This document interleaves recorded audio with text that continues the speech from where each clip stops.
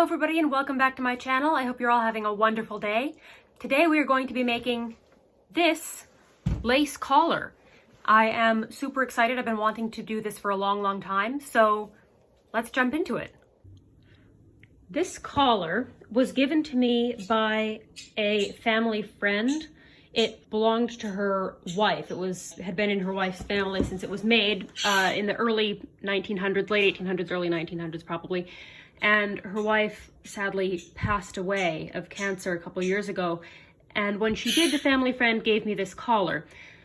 And I absolutely love it. It is one of my favorite pieces to wear, but as you can see, it's getting a little worse for wear. It's got some holes and I don't want to wear it out. These holes have been there since I got it. They're not due to me, but I don't want to wear it out. And I want to be able to wear this collar without worrying about it. So what I've decided to do is to recreate it. So, and yes, the antique collar is on the floor for the purposes of display. Just for this video, don't crucify me. It's going to be packed away in acid-free tissue as soon as I'm done filming this. So what I've done is I purchased this. It's not an exact match. It's actually not really a match at all. But this is going to be the body, so this part. I found a fabric that was much more similar to this, but it was synthetic, and I wanted to stick with natural fibers, so I decided to go with this.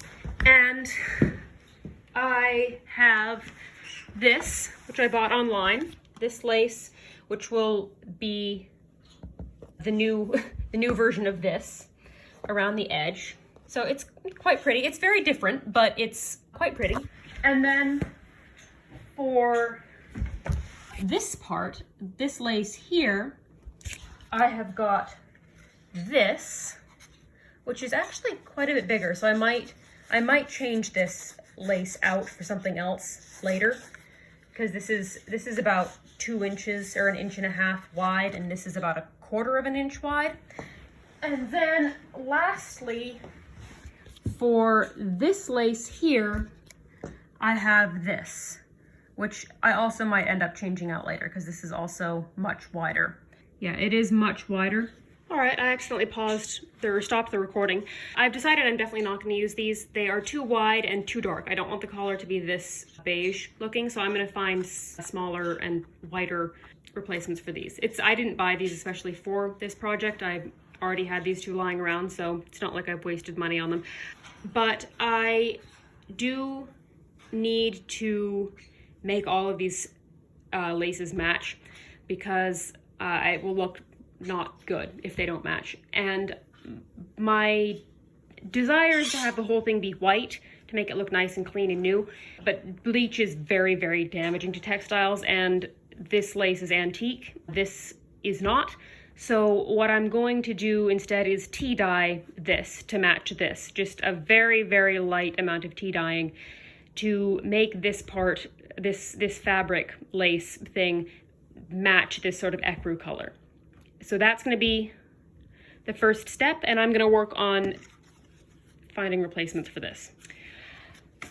Let's get to it.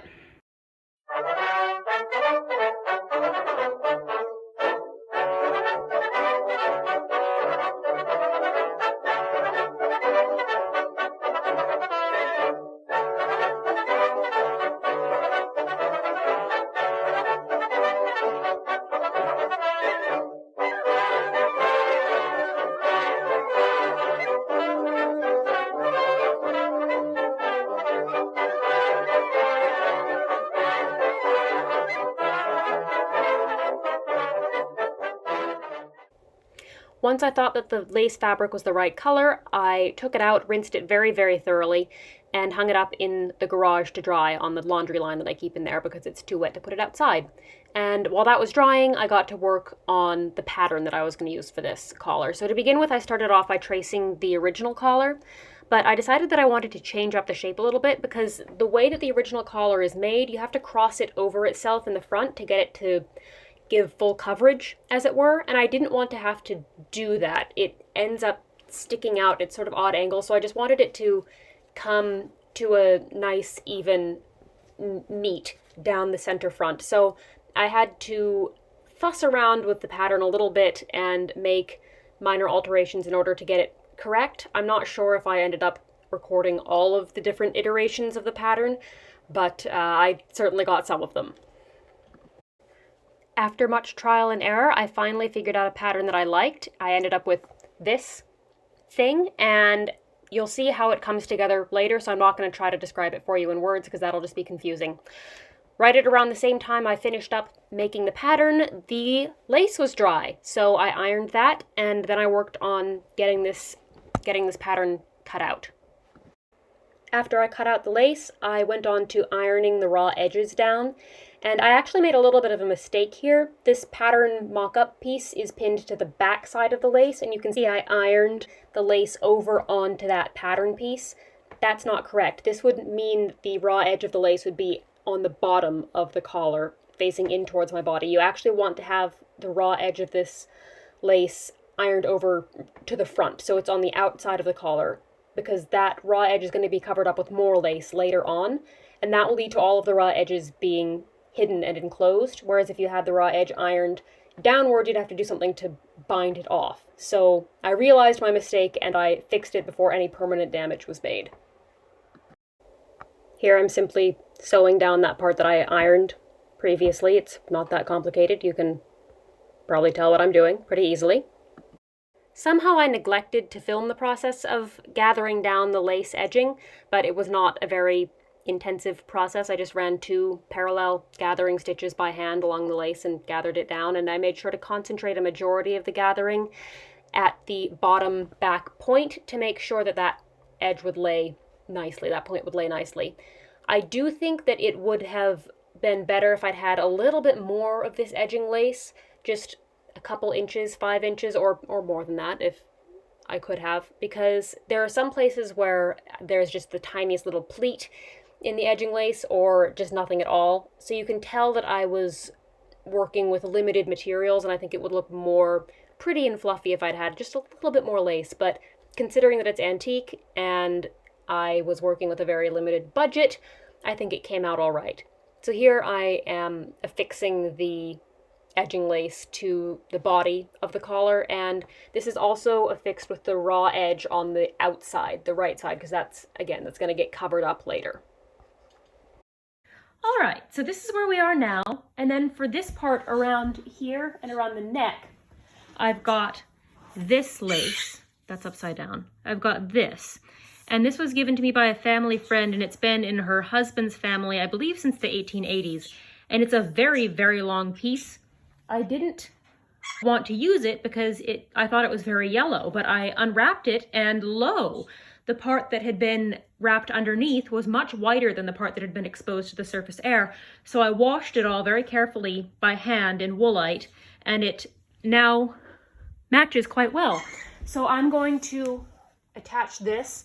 I have way more of it than I need, and it will be kind of tragic to cut an antique piece of lace, but I mean, what are you going to do?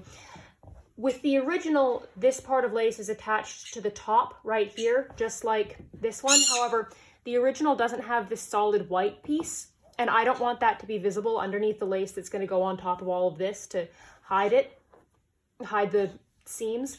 So I'm actually going to attach this one here underneath, like so, just to hide that solid bit.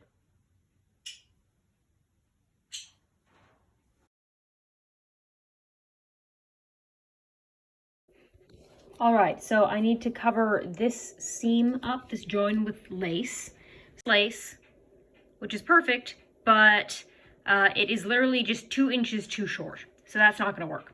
So then I ordered this lace too narrow. So then I ordered this lace, which is just right, except it's way too white, so it's back to tea dyeing.